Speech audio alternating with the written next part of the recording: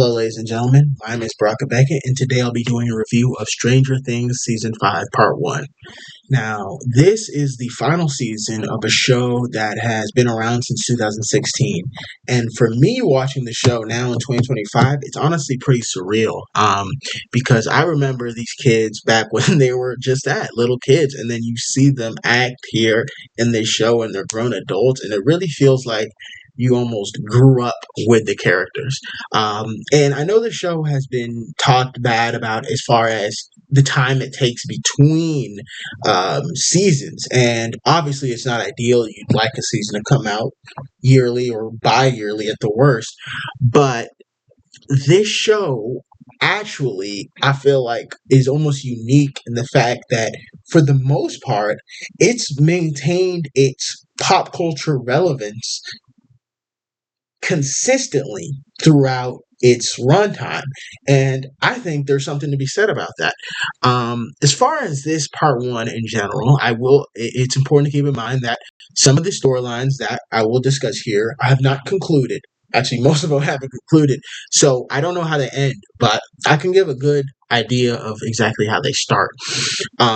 This season off rip is very, very fast paced. I mean, things are happening like constantly. I mean, if you blink, you'll miss it type situations. And it's definitely something that is different for the show. I mean, throughout the other four seasons, you start the season, right? You're in essentially the status quo is normal. You're living normal life. You're going to high school. You're doing different things. Maybe a kid is getting bullied in high school, but it's normal life. And then slowly but surely, stranger things will start to happen. People die, things like that. But it'll be slowly introduced, and then the characters have to figure out what is happening. This flips it on its head, where instead of the main characters being on the defensive, these characters are now on the offensive. And watching that, I was like, okay, I'm feeling this. I'm feeling this.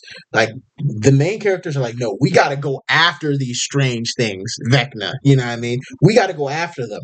And I think that's really awesome. I think it's dope. I think it just shows how, through all these experiences, these characters have essentially grown accustomed to fighting these strange creatures from these other realms.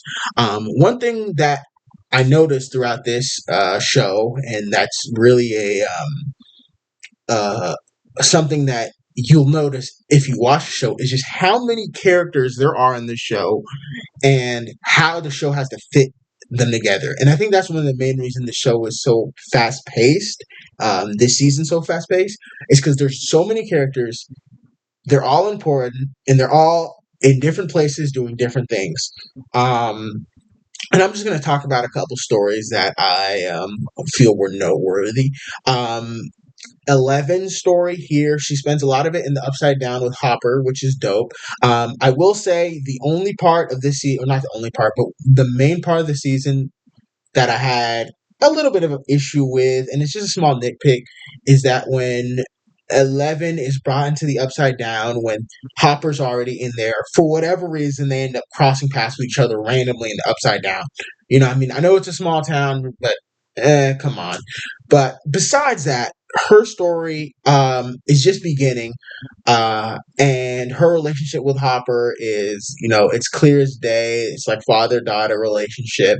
Um, I really like how Eleven's progression and her confidence in her powers showed. I mean, she's even doing like trial runs of her abilities. She's testing them out. I mean, the physicality of um, the actor who plays 11 has really, like, she is like, okay, she's a force to be reckoned with. She's not just a kid, she's an adult with her powers. She's actually physically fit as well, in conjunction with her psychic abilities. And she's a force to be reckoned with. I mean, come on, 11 is a fan favorite. I think Dustin's story, I really hope he gets some redemption in the part two, because it feels like he's having the worst time of any of these characters. I mean, in the first episode, he gets brutally beat up. He's the only one, it feels like, that's really mourning the loss of Eddie. and he kind of has a very nihilistic, sarcastic sort of um, just outlook on life and just everything. And it's really sad to see for Dustin in particular because throughout most of the older seasons, he was really a comic relief character. He was that character that brought joy to every scene he was in. And for him to now be this character, I just really hope.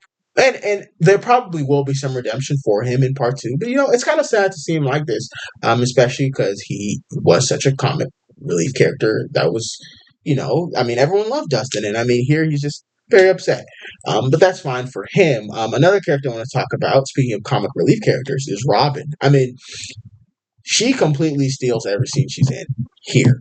I mean, her radio show, like her dialogue, her wit, her charisma, it's palpable.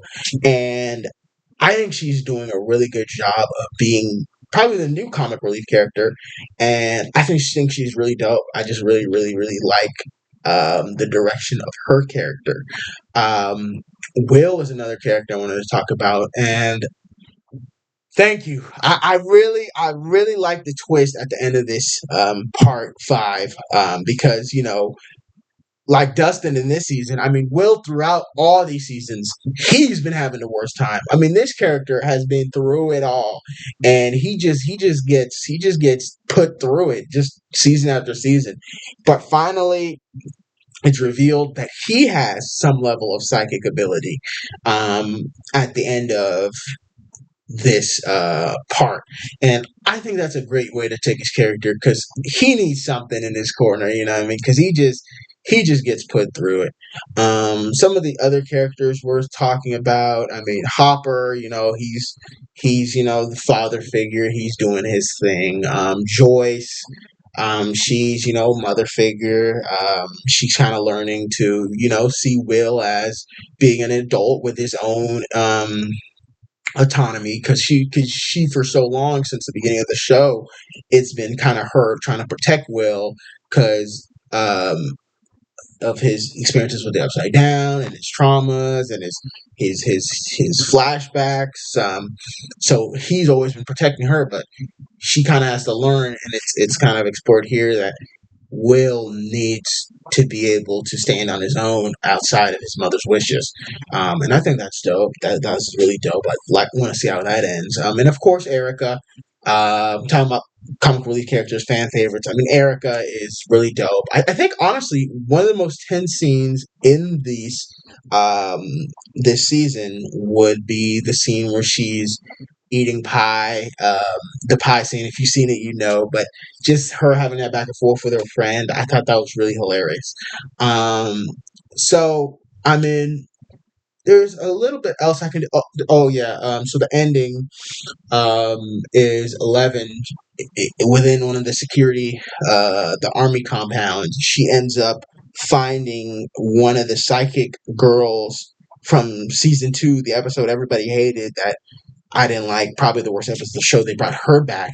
Now I want to see where they go with that because they probably know everyone who hit that episode, so I'm almost shocked that they actually brought a character back from that episode, but I can't judge it yet because I don't know exactly how it ends, so I'm going to hold off on that. Speaking of the military, I mean, they're really just generic villains. From the first episode, I kind of, in my mind, I don't know why, I thought they'd do something with some of these military characters. I thought there would be a level of characterizations, a level of um I guess effort putting in building them as villains, but no, they're just very generic enemies, and that can work. I mean, the main villain is Vecna, so to an extent, you don't need these other side villains. I just thought from the first episode and just how some of these characters are introduced, I kind of assumed that there would be a little more done, but there wasn't, and that's fine. But what the military was good for was having probably the best action scene in all of Stranger Things, which is the final, well, not final, but the conclusion of episode four. There's a massive fight between the Upside Down Demogorgons, Demodogs, them versus the military, and then Vecna shows up to end. This scene was frigging awesome. The whole scene was like movie, like Cinemax, IMAX, like you want to see that scene in IMAX. I mean, like a real theater. I mean, this was insane, insane stuff. I wonder how much money went into just that scene alone. That scene was awesome. And then when Vecna comes out, he's friggin' very terrifying. So that scene was dope. And then speaking of Vecna, I'm very interested to see what his plan is because he does a lot of things and they don't make sense. Obviously, they will make sense when the conclusion comes out, but he does a lot of different things. One of them being he actually kidnaps Mike's little sister, and then so she is now an integral character of this, and she gets a lot of screen time. And I kind of have mixed feelings about this because there's so many characters in this show, right? And there already arguably isn't enough for them, but yet, I mean, there already isn't enough time for some of these characters that have been established that we're already invested in. And then you bring in this character that, I mean, she's just a little girl. She doesn't really have any necessarily discernible character traits, and she gets a lot of screen time.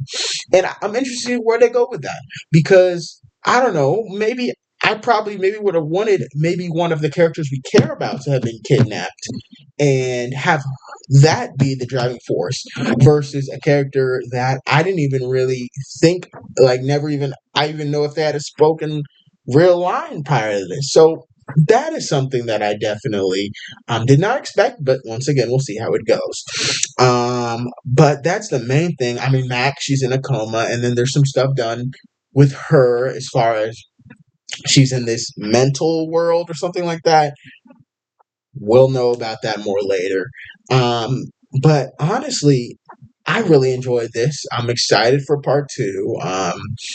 I definitely would recommend you watch this if you haven't. I mean, if you haven't, I low key probably spoil it for you, but still though, like if you have are on the fence or anything like that, just watch it. I mean, this is quality television. I mean, there's no other way to argue that. So if I were to rate the this first part of this season 5, I would give it an 8.8 out of 10. It's damn good. This is quality television, and I recommend everybody watch it. Thank you for your time. Peace.